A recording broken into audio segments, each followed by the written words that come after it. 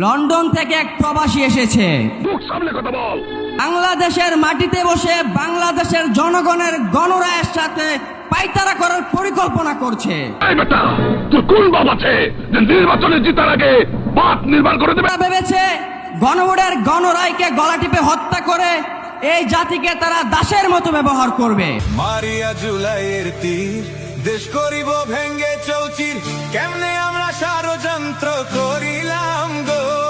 কিন্তু তারা ভুলে গেছে এই জাতি কখনো দাসের মতো ব্যবহৃত হওয়ার জন্য প্রস্তুত নয়। বসাইয়া তীরের মুখে গাইথা দিল আমার বুকে, ইজ্জত আমার প্লাস্টিক হইয়া যায়। এটা 1947 থেকে 2024 পর্যন্ত প্রমাণ হয়ে এসেছে।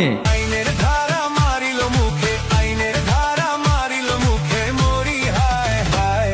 সংসদের রানী নাই, মানি যত যায়।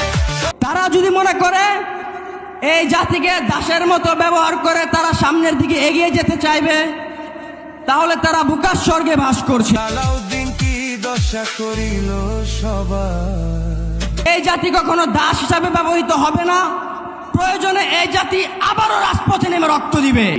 তোমার মরণের চুলকানি উঠছে, মলম লাগাই দিবনি, মলম। আমরা তাদেরকে স্পষ্ট ভাষায় বলে দিতে চাই, 70% জনগণের গণরায়কে অবিলম্বে বাস্তবায়ন করুন।